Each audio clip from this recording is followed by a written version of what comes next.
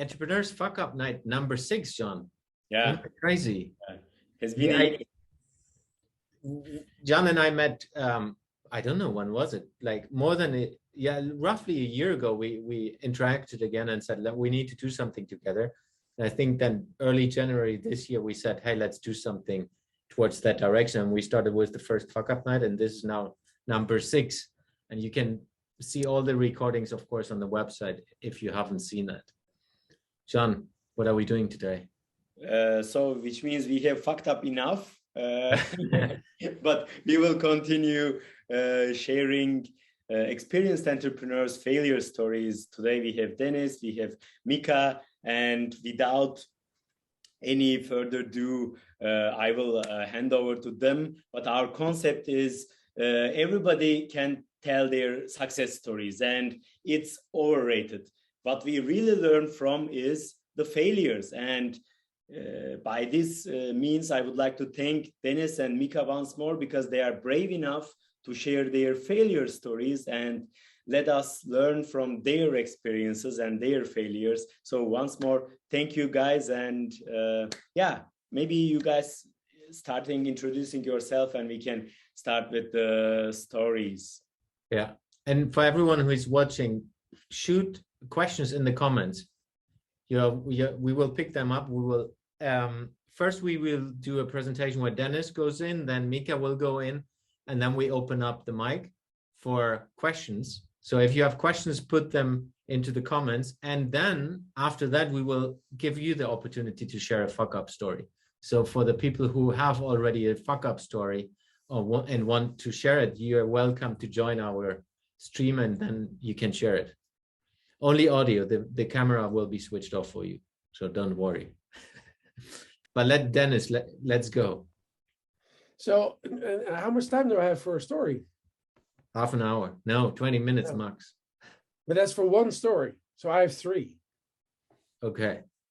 Let's see. We can maybe have a vote, because there's 3 stories that I can share one really quickly, which is more like I would say a lesson of being put in your place when you're almost 50, that you can still be done, that can be done to you. I can do that in 5 minutes maybe, and there's a link to a blog that I've written something about that. But I've got 2 other ones that maybe take a little bit more time. But I trained myself to keep them under 10 minutes. But I can train myself to say, well, I can do that. Then let's do the first 2, and then we do Mika. And if we have time, then you can do the last one. That's okay. Yeah, that's good. That's good. So I have a first story. And then maybe after that, we can just really go to Mika and then go back and forth. But the first story is all about I would say a magical brush. One of those Japanese brushes that are really big, like maybe even like this, like these big ones that you can use to make really big movements. And I would say big enzos, which is a ritual of creating one of those big circles in one go with all your attention just in that moment. And I was obsessed with that for a very, very long time, still obsessed with it. And I've read up in it, and I did all kinds of things with it. And then in 2018, I went to Japan with the family. And then on one beautiful sunny day, the whole family, except me, was dressed up in kimonos and special shoes, and they were walking around the streets like this. And I was carrying all their shit, and I was kind of done with it after like 3-4 hours of doing that. And then when they were done, they said, well, Daddy, what do you want to do? I was like, I want to go to a brush shop because I want to get one of those really big brushes. And they said, yeah, let's go. So I went where we went, and we were walking for like, I think 15 minutes, and we were already near one. And it turned out to be the best one ever, because it's the original starting shop where anything that you would be in a movie saying where things originated, it was a shop like that, just really small, and you get into it, and it was nothing more. It was, I think it was like a 10 square meter store. You had to just go in and sit on your knees, and then there's all brushes and everything inside.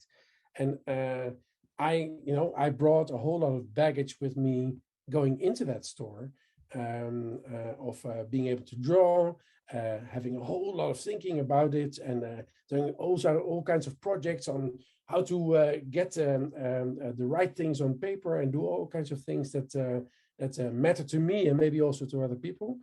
And then I get into this shop.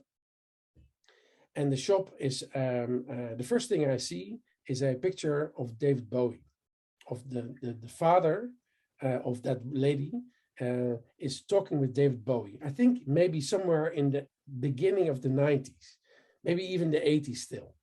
An absolute beginners kind of type thing. And then I was looking at that and it was just truly amazing. I was like, oh, this is amazing. David Bowie was in the shop. And I was the only one there, but she couldn't talk a single word of English. It's just Japanese. It's like, brush, brush. She could say brush. That was just about it. And I was looking around and my eye fell on the big brush immediately because it was hanging somewhere in the far left corner of that little shop, of that little space that I was in. And I saw the brush and I gently went up to getting the courage to share with her that I wanted that brush. I wanted to pay for that brush. And then I was looking around the things and moving things around and just getting to the point. And then she catch my eyes and she's like, woo, woo. And it's like, I want that brush.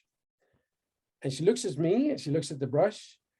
And I would say I've never had the moment sink in so much that I felt like a little boy again.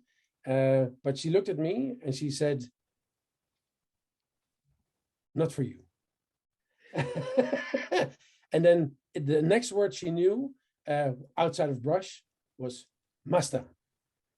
And then what she effectively was saying, she was looking at that, she was looking at me, and she looked at the very, I would say, biased because she didn't know what I could do.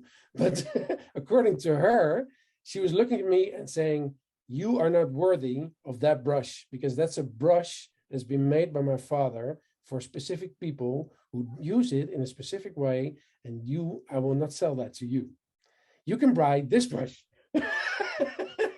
And I was put in my place so much because all of the time thinking towards it, I went to Japan, I need to get one of those brushes. And then when I got out of that whole that store, I would say the nasty thing is that it created a barrier for me.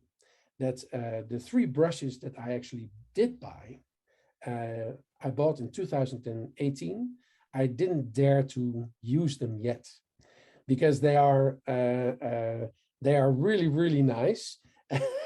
And I bought some crappy ones on the side, but I'm waiting for that moment that makes me worthy to be able to use them.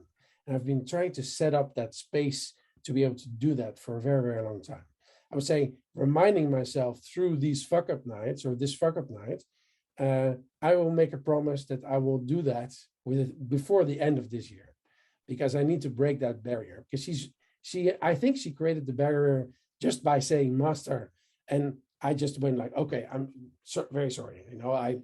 I can pay just a lot, and I can give you a lot of money, and I want it, but I have to respect the way that she was looking at it, and I was just in awe of the way that she did it. Very gracefully. She wasn't angry. She was not smiling, but it was a perfect not for you. So that was my first fuck up. That was a lesson in humility. And I would say the biggest lesson I got out of it was that you can believe in what you do and what you can do, but you have to listen to the people around you that can keep you grounded about what it is that you can do with others, in that sense. So, that's a story to get us going to say, well, just a simple person in Kyoto, Japan. I'll share the link, who is very humbling in the way that she looks at you and says, okay, you are not ready yet. You need to move on. You need to practice more, become the master. Dennis, can you please share as well what your business is about so that people understand the context? So I am an industrial designer by trade. I took a very long time actually doing it, finishing that study. But what I learned was that I was really good at being able to draw out concepts. And I created a company with that. So I created a company that ended up being about 20, 25 people at the time. And just drawing for people, going from thinking to the first ideas on paper, then to concepts, and to any startup that you could actually like. So I would say all of the stuff that has been going on in Holland from the beginnings on, I've visualized a whole lot of startups in that sense, and I learned that I could sell that in a good way. So learning how to be in the moment, listen, translate directly, learn how to visual think your way through a problem. That's what I learned in, I would say, the last 25 years. And referencing back to the lady that has told me that I'm not a master yet, that I'm not worthy of that brush. It's like, I can understand that, because at the time I called myself line master, and I don't do that anymore. I call myself line maker. Because of her. Because of her. Yeah. Nice one. Yeah. Now we have 3 times Mika. 3 times. Yeah. 3 times. Hi, everybody. I'm Mika. I think most of you know me. Looking on the participants list. Actually, what I wanted to talk about is what, from my opinion, entrepreneurship is and what it is not, and what it means to follow a specific way of thinking about things. What I think is an entrepreneur, you don't become entrepreneur because you want to get rich. You become entrepreneur because you want to follow your own ideas rather than working for someone and follow their ideas. That's the very, it's very important that to keep this in mind, because you will face a lot of drawbacks of situations where you think, am I on the right way? And only if you keep in mind that you are following your own ideas and you keep on going, you will make it to anything. It will not mean you will be so successful like Mark Zuckerberg or so, but that's not the point. The point is you are doing what you think is right and not what your boss thinks is right. And around that, my fuck up stories are far in the past, because actually the company Cybercon, which is still our biggest company, was founded by my mate Oliver and me in 1996, when the internet just came over to Europe. So maybe you remember that not every household had a PC or a computer, and there were nearly no households which had direct internet access or something like that. Only some had 64K over ISDN connection, and internet was slow, and it was very empty compared to today. And when we started the company, we thought, okay, we both had some history in computers, and I worked 5 years earlier. I worked for a computer magazine as an editor, and Oliver was a computer kid himself, even 10 years before. So we thought, okay, we will consult companies what this internet is all about and what you can do with it. And this was not very successful. We heard the first contacts we made through relatives. They said, okay, yeah, I know there is someone is working for this company, you should talk to him. And it doesn't come out one single order to do consultancy. What we heard was, yeah, internet will go away, or you can't do any business in this media, things like that. So we thought, okay, we need to make up a showcase or create something for us in order to show our potential customers that we know what we're talking about, and something to give them some haptic thing what internet could be. And then we said, okay, maybe we do e-business. E-business was not coined at this point in time, because internet was not about buying. Internet was all about information. So the idea of that you would go into to an online shop and buy something and get it next day delivered or so was not born in anyway. So we thought, okay, internet is very fast, so we need to pick up something which shows our potential customers that from the order to delivery, it should be very, very fast. So we thought, okay, maybe it could be pizza delivery, because the customers expect after saying I want a pizza that it is there within half an hour or so. So what we did, we started to program an online platform, not a shop system, but a platform where pizza restaurants could be our customers as well there, and expose themselves with nice pictures of their pizzas to potential customers of them. And it was ready at the end of 1996. We went online, I think, in November or December, and then we started to contact all the pizza restaurants and other delivery restaurants. We wrote, we created a nice folder where we explained what we are doing, what we are offering, and we even didn't charge for that. So we sent it out to 1,800 pizza restaurants and no response.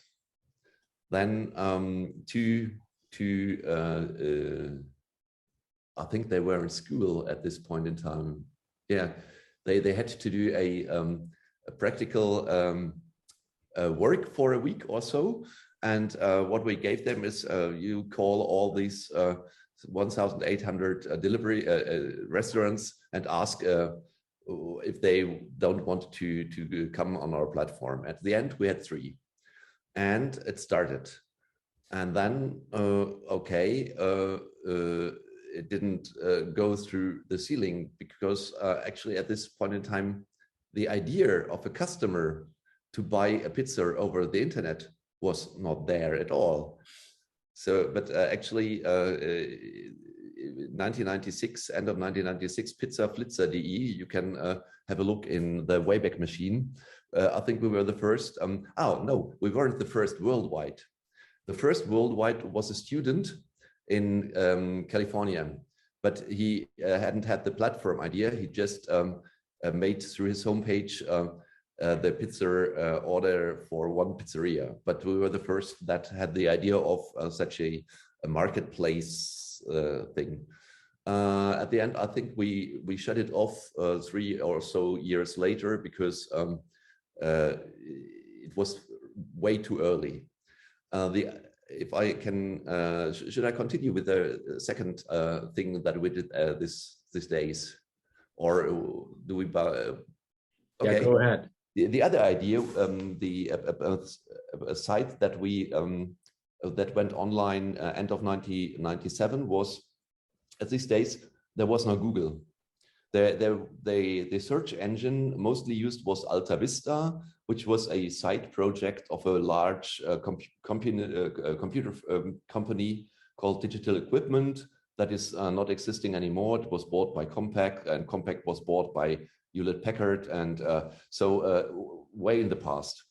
And then there was Yahoo, and Alta Vista didn't do anything commercial on the search engine, and it was they scrolled only a couple of the internet, so I would say you could find 10% or so.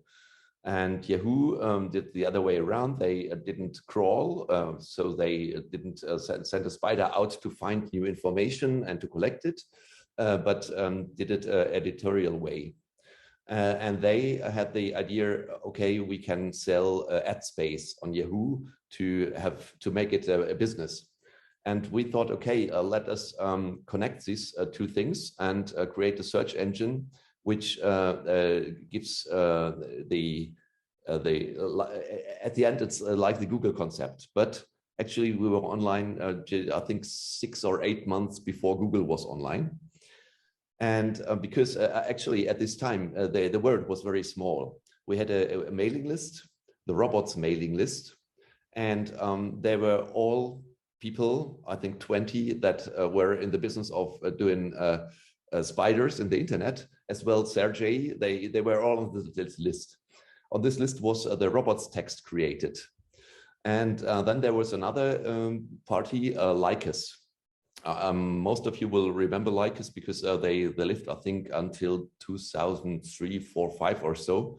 So it's not so in the past. They just started to found Lycus, coming from the university, and they were very successful in the US. And because we know each other from this mailing list, they said, "Hey, we are looking for someone who does the Europe business with us together." And we said, "Oh yeah, sounds good. Let's work together. Let's put everything together. We don't need to have one search engine here for Europe and another in US." So they sent us a contract, and the contract, the terms were, okay, we want you to pay $100,000 and give us 20% of your EBIT, not revenue, EBIT. So from now to see such an offer, it was great. We would be millionaires. And we sent, okay, we don't have the $100,000. We go to our bank because there was no venture capital around at this time, and asked them, I said, this is a one-in-a-time business opportunity. This will make millions of euros, or at this point in time, D-Mark, in a couple of years. And they said, yeah, but actually we don't believe in internet, and don't you have an aunt that has a house which we can put a loan on? But we hadn't have, so we couldn't make the deal. And actually it was the rights for Germany were sold, I think around a year later, to Bertelsmann, which made Fire.de out of it, which was brought to a new market in the new economy phase for value of 100 million euros at this point in time. And this was only Germany, and we had on the table the offer for Europe. So this is something which really, in retrospective, is a one point in time chance that we couldn't make because no one believed that this would be a business. And even before Google came on the place. So the essence of it is, if you have an idea and you follow your idea, you will always have things that you will be beaten. You will not get your bank credit. The venture capitalist will not believe that you are the right person or that you have the right idea. But entrepreneurship is keep going on. Maybe later you will do something different than you thought when you started, but you have to go until you have something which you can make your living out of. That's my fuck-up story. One of my fuck-up stories. I've got more. Great one, thank you. Yeah, I remember there was Steve Günther, who as a venture capitalist rejected to invest in LinkedIn 3 times. And this is one of the biggest, let's say, chances couldn't be taken back time, Mika. Creating Google before Google, almost, I would say. Yeah, but anyway, even if we had continued with Hotlist.de was the name, you can have a look in Wayback Machine as well. The ecosystem we are not America here. You don't have this enthusiasm about new ideas in Europe, or especially in Germany. They say, oh, we don't think this will work. We don't believe in it. And that's the complete difference to US, where they say, okay, we don't know if it works, but let's start and see. Yeah, let's figure it out. But I've got a really good story to latch on to that one, because and that's actually the I would say a quote of Astrid Lindgren's Pippi Langström. You know, I don't know what this is about, but I'm betting I'm going to be really good at it. You know, because you start out with thinking that you're going to be really good at something because you don't know it. And I would say it's a really important lesson for a lot of people. And so I had a story about a big lion, but I'll keep that to the last if we have a little bit more time. But latching on to this, I have a story about how I actually left my company because of this. Because believing in something and actually doing it are two different things. I started a company called Jam Visual Thinking in 2004 with two of my best friends, or one of my best friends at the time, and one person I didn't really know who became one of my best friends. But that was started in 2004, and by 2009, we had a little bit of people working for us or with us. And then one of those people drew a picture that I totally fell in love with because it showed me, it was actually using the principle that we were selling. You know, we make, I would say, futures visible for people to start to believe in it. And this guy created a extremely simple visual. I don't know if I can show it because it's maybe a podcast, but I can. You can. I can. I'll put it online because it's a file. I'll share it. I have to put Jeroen's credits next to it, but it's let's see if I can. Here we go. Okay, so this is a window into the future. Very simple window, which was made in 2009. And it was saying that in 2015 we're going to have this open space where we can have fun and play with people, lots of energy, lots of respect, creativity, enthusiasm, relax. It's unique, but it's a place where people would consciously or consciously go to get rid of blockades and come to some insights. And to create the stories that will lead you to realize great things. That's what the bottom thing says. It's a meeting place for creative people, researchers, and business. And I fell in love with this image because it was exactly the combination of what I thought would be the future of our company. And that's usually something that you know, when your partners, when you grow, it's difficult to get to a point where you agree on one thing. But I recognized in this at least what I liked, and I fell in love with it.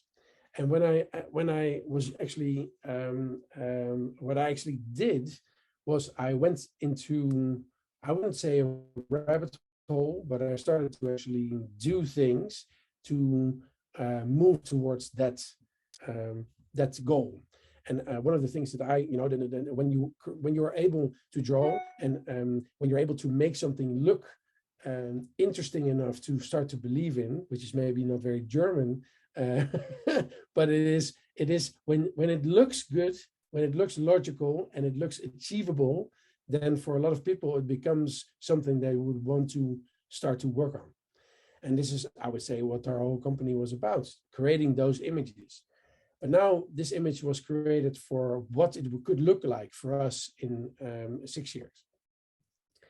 And I started to work on that.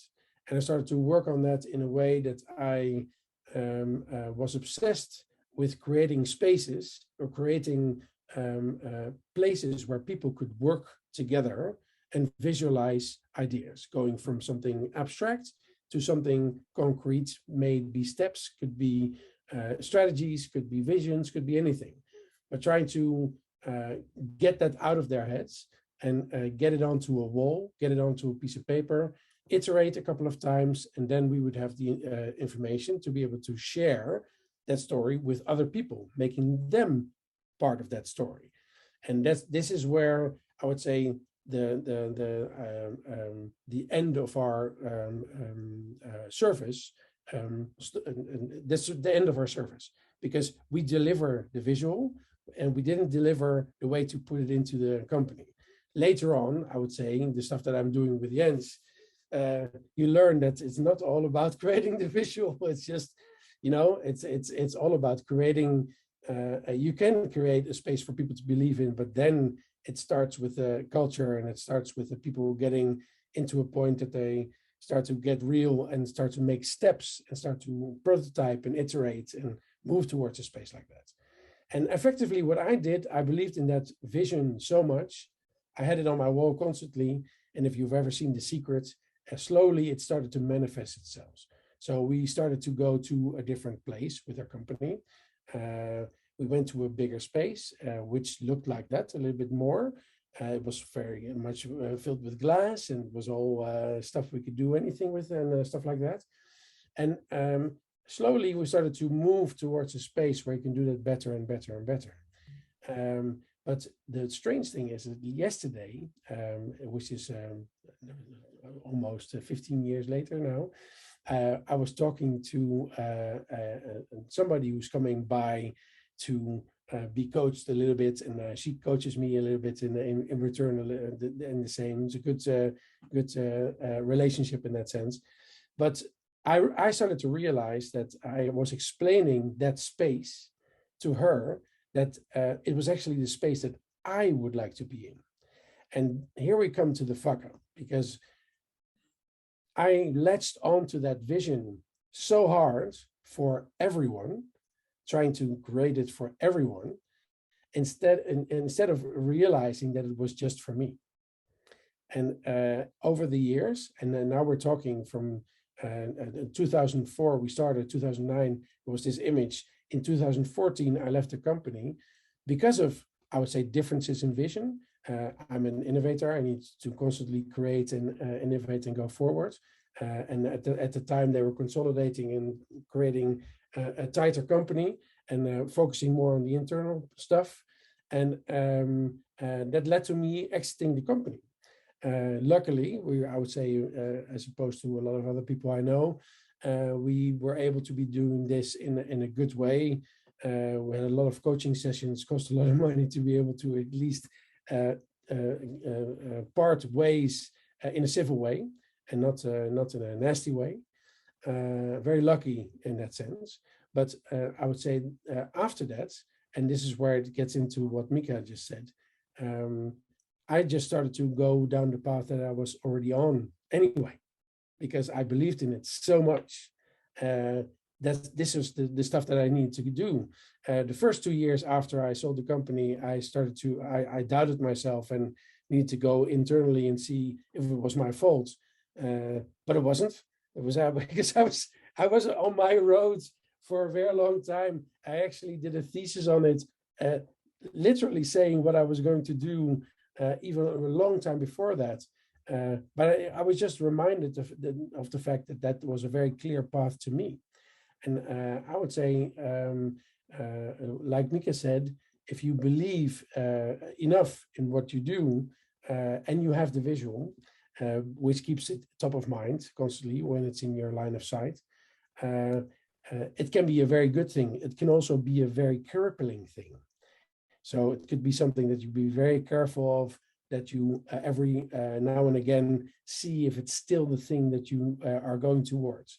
And connecting it to what I experienced yesterday is like, I go to my work every day, which is a shop outside of this is the house that I live in. And I have a small shop in Wassenaar where I work. I go to that space with a smile every day because I've built that space. I get people to draw on the walls and do all the things that they don't need to get a grip on. And that space is being created. It's not just made of glass. It's just a regular small house with a bit of a shopping stuff in front. But the fuck up in that sense is the fact that you just shouldn't think for other people. Just think for yourself first in that sense, especially when it's about a vision. And trying to get it to a point where you align those visions that's where I would say a lot of collaboration comes in, and a whole lot of fuck up stories come after that. But it's that's at least my I would say I called it the enchanting dream, and how it led to me leaving the company.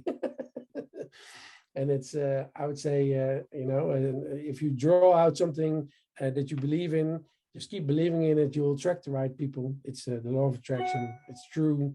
I've seen it happen a whole lot of times, and it's matched with steps, making steps with people. Don't just believe in the drawing. Or hire someone to make it visualize for you. Because as an engineer, I suck at drawing, and I fail to visualize anything that in my head. So it would be a good option to visualize by using somebody else who's experienced. So very, very good point. But in this case, you talked about resilience, Dennis, in a way. In my mind, what your story reminded me always the resilience. And this is a question to you, both of you guys, first to Dennis and then to Mika. How do you keep being resilient? I think it's a difference between being aware of it and being conscious of it. Because if you are aware of being that you have to be, or conscious of that you have to be resilient, it's too difficult. It is something that it's easier when you don't think about it, and you've created. I'm lucky. I've done sun sculpting for a very long time, where I've learned that when something breaks, you don't panic. You just fix it right away, and you move to a better space. But that's a learning that I've picked up. And that has shaped everything that I'm doing up until this day, you know. And the weird thing is that I'm very used to being able to react to things and just move into a 180 other direction and being fine with it. But there's a whole lot of people who are not fine with that, and I would say there's a whole lot of opportunity to help people to be fine and find comfort in being able to stay resilient and be flexible. But what do you think about that, Mika? Actually, I think I'm not resilient. I'm opportunistic, and that's the 180 degree. What you said before.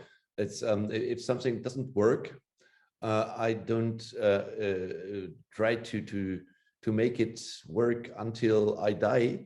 I just think, okay, this doesn't work. Maybe I need to do something different.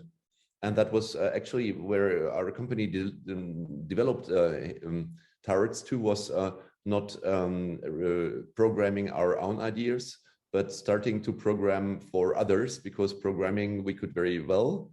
And this made the company grow until a point where we had enough revenues to follow our own ideas again. That was a couple of years ago when we created Metaproc and said, okay, we have the founding. We don't need to convince someone else to give us money. We just have enough to follow our own idea again. Yeah. Yeah. But that's maybe I like the idea of being opportunistic, but resilience is built into your. That's a characteristic of taking it to something. To another space and to another opportunity. And it's yeah, so resilience is a good word. I like flexibility, you know. It's a little bit specifically as an entrepreneur coming from large corporate, it's great to don't have a boss. Not have a boss, I can tell you. So there was a question or a comment from Gregor as well. Yeah, what is with the good don't fall in love with your own idea advice? I guess that was towards Dennis. Don't fall. So if you, there is some truth about saying, if you fall in love, there's a reaction in your body saying, I love this. There needs to be something that I put into this. But I would say I'm a very stubborn person. I'm still working on things that I'm in love with, that I need to break down. And realize that I need to work on other things. And that's the power of being in love with your own idea. It's not something you just shut off. You know, if you and it wasn't even my idea. It was a vision of somebody else, but it it was linking to something that I loved, and it was like, oh, and if you fall in love with something like that, I would say there's always opportunities to keep it in the back of your head that you can move towards that space anyway, you know. But it's like having a lover that you break up with constantly, and then you get together for something on the side. Not that I do that a lot, but it's like it's coming back, and it's coming into a point that you're saying, oh, but I still love this, and let's see what I can do with it now. Like Mika said, with you have your on your own terms, you have your own funding, you believe in your own thing, and then let's see what we can do now. I think the advice, don't fall in love with your own idea, means you always have to get feedback from others about what your idea, and not like a love blind just follow it and put away all the critics. You need to listen to them. Yeah. Maybe just chipping in from my side as well. One of the things is, if you want to sell a product, then it's definitely about understanding all the details of the potential clients and customers and what their needs, dreams, and desires are. But I think from a visionary perspective, if we take Elon Musk as one of the famous entrepreneurs out there, he has little crazy, for some people, visionary perspective. But I think for him, it's, if he wouldn't be in love with doing that, he wouldn't be as strong. So I think there are different levels of where you should listen and where you should maybe as well fall in love, because then you use that as a differentiator, like he is doing. But of course, if you're into developing a product or a service, it's not always working. If you only love it and nobody is willing to buy it, and I'm falling sometimes in that traps as well. If you see my fuck ups, but it opens up something very interesting, because the whole Elon Musk thing is having I would say an event horizon idea. It's something that lies beyond your ability. Going to Mars is something that lies beyond anybody's ability, but going to Mars, if that fuels your decisions, that is something really strong.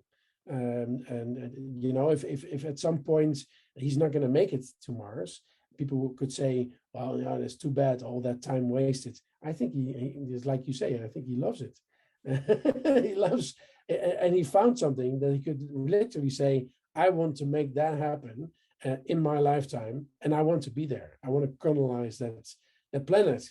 It's going to be a big Tesla sign on the side of the Mars. but having I would say the guts to think that far ahead, and then decide to do everything that you do every day in alignment with that goal, that is, I would say, truly visionary. Yeah. But I think there is a trade-off between listening to others and going for on your idea.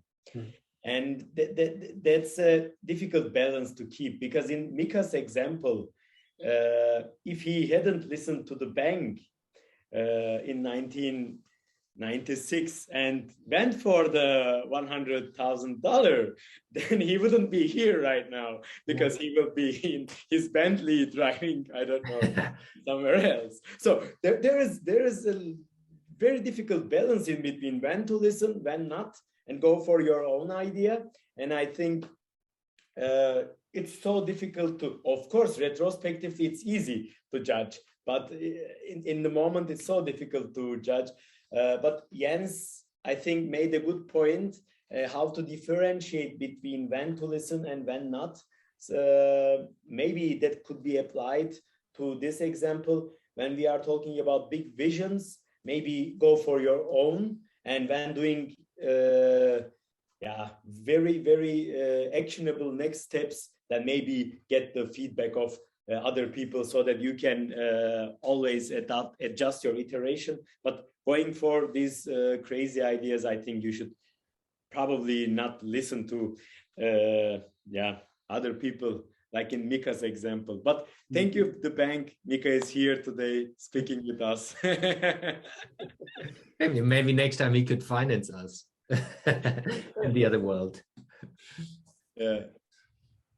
But let's open the mic. Any one of you who is still watching this live, interested in joining us and sharing your fuck up story? Then just raise your hand, and I can pick you up and drag you into the room. Anyone up? We still have 10 minutes. Let's take Dennis' last story and people who are interested. So if any one of you who is in wants to share a fuck up, just raise your hand. We will drag you in later. Dennis. I just want to drop in two more words, which is match opportunity, which is something that I think is really important into, I would say, linking into the whole resilience and having people connect over time to get all their ideas aligned and work on something together. There's a really nice opportunity to see if people have big ideas, how to match those up with other people so that you can work together better. But that's a good opportunity, and that's a whole rabbit hole that you can dive into, match opportunity. But I have a story about a lion, which is maybe it's a risk and reward story, because it's like I said, Mika, to you on the LinkedIn, it's something very analog, but it is showing, I would say, that some effort is something that is maybe best kept to yourself and not put into the weighing of a big project. And in that sense, I can share one visual again, just really quickly to give some context. I need to enable you. Here you go. Just really quickly. So this is a really big sculpture I made in 2000. It's a really big lion. It's like 13 meters high. This is the top is 13 meters. And because this looks, I would say, in my opinion, this looks good because of this little hole here. And I would say in sand sculpting, this is a term called the cut through.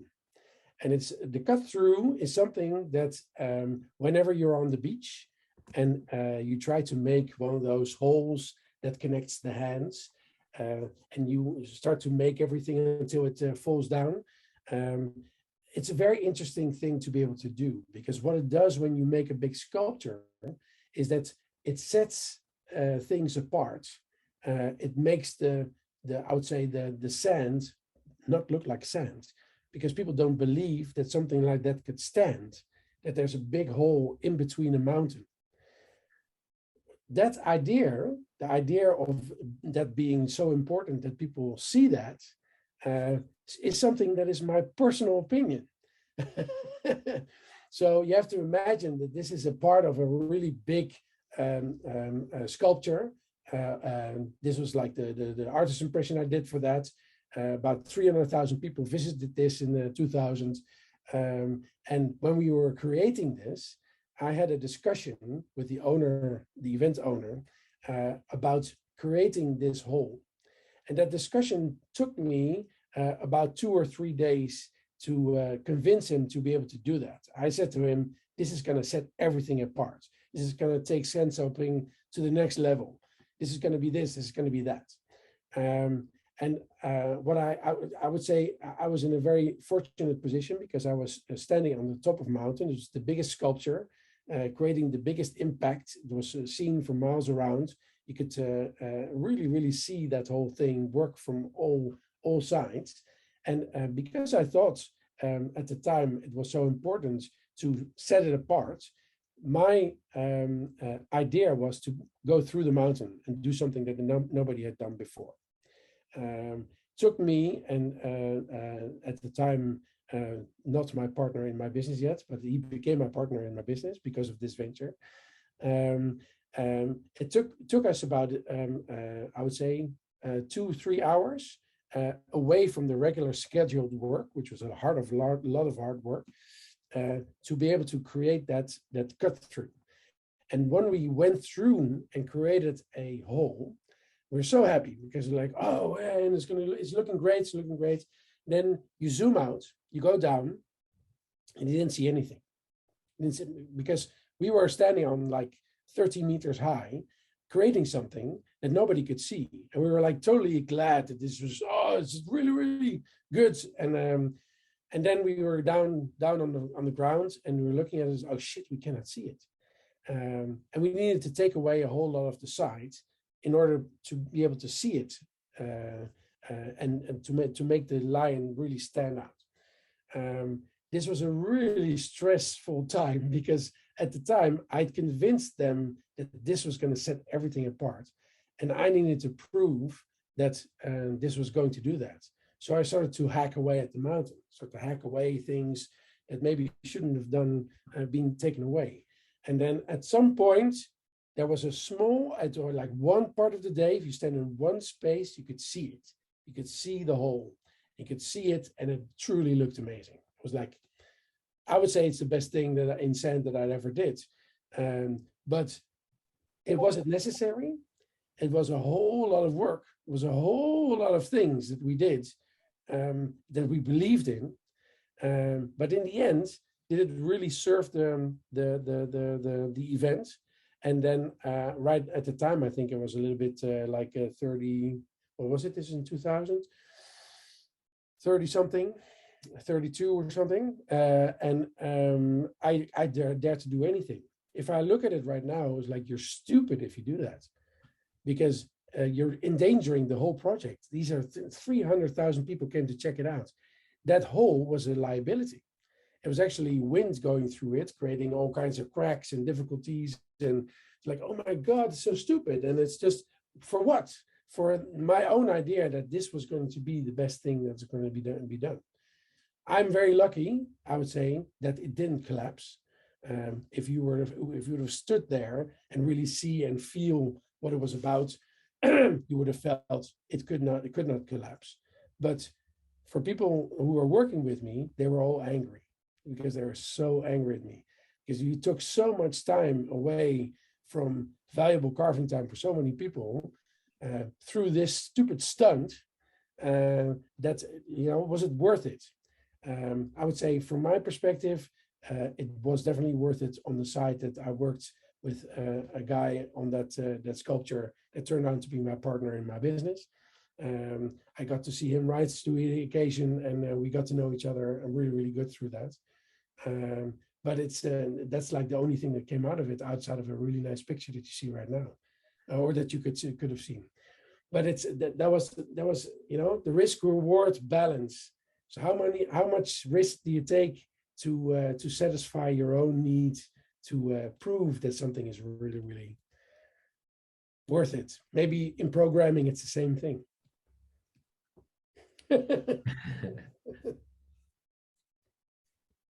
Yeah, are there more questions?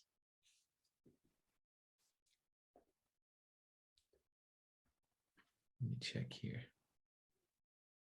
Yeah, for those, I have already sent in the community which we have built up over the last couple of weeks, which is a Discord community where I bring more and more entrepreneurs in over the different things I'm doing. So if you guys are interested, join that Discord community. It's lit. Yeah, it's like a Slack community. It's nothing too different, but there are a couple of very, very interesting people in, as well some big corporates which you don't see right now. And I will bring in more people over the next couple of months and years. That's one of my big passions. So if you want to stay in contact and get connected to interesting people, from Hollywood movie producers to like myself, Jean and Dennis are already in. You're welcome to join. Co-founders are possible to find there as well, by the way.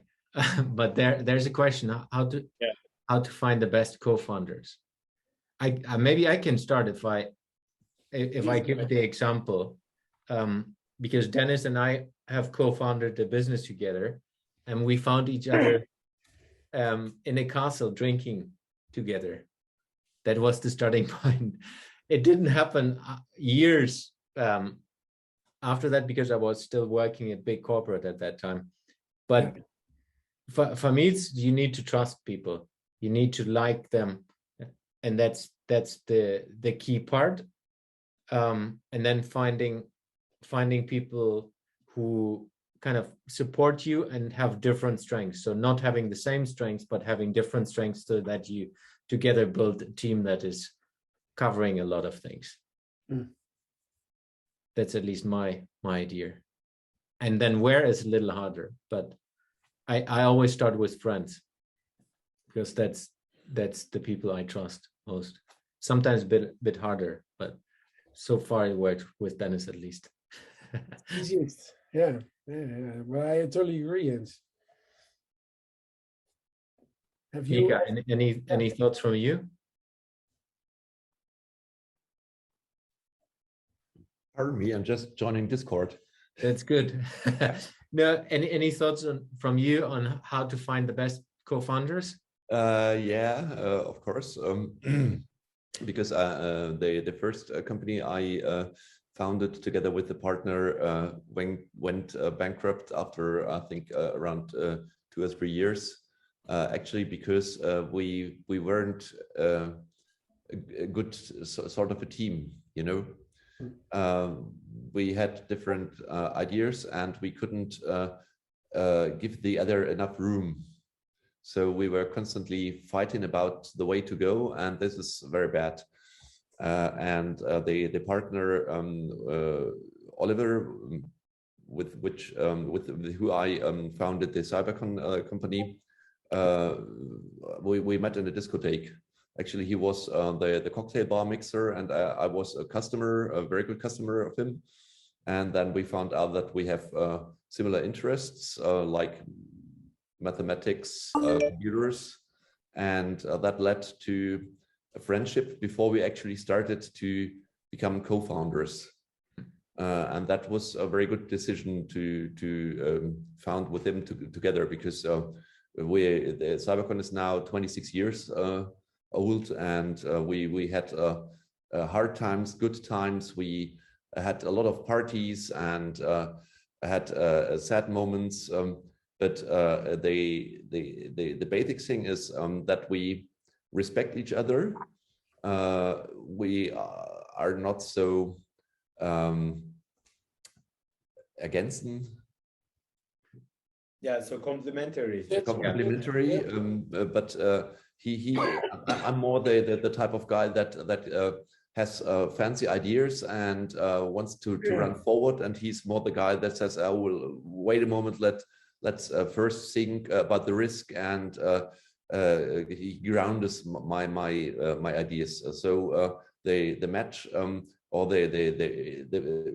we in the middle, we find the right way to go forward. Yeah, it's super important, because if we look into social media, you only see the nice stuff. You don't see the hardship and grind that's behind the scenes. And then it's only, you see the companies that are super successful after they have done it already 10 years. It's this overnight success story is just, it looks like on social media, but it's not the norm. At least in my world. It's hard work. It's hard work. It's hardship and grind. Yeah. I must say that I've moved away from the idea that I need to create a company to create value, because I create collaborations, and there's a ever-growing, faster ways to work together, and I have about 5 or 6 different collaborations going that could be different companies, but we choose not to have. Some of them are companies, some are not, and there's faster ways to experiment and be resilient in saying, well, let's try this out, and if after 3 assignments we see that we don't match in that sense, and then we take a break and we see what happens after that. And then when you have a whole company with funding and stuff all around one idea, that's a bit difficult.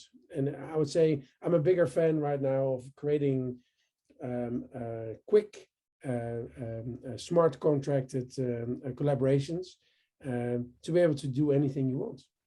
No, I'm not stuck to anything. I just if I want to sell apples tomorrow or start to build sand sculptures again, it doesn't really matter, just as long as I like the people. And that gets back to what Jens says.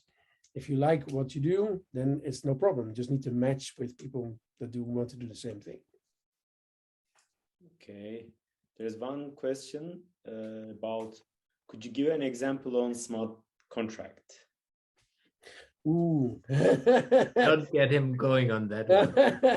I've only started with that in that sense with the whole NFT thing. So like trying to create a company by making the agreements be put online and see how the chain can help you to create, I would say, a successive way of ownership.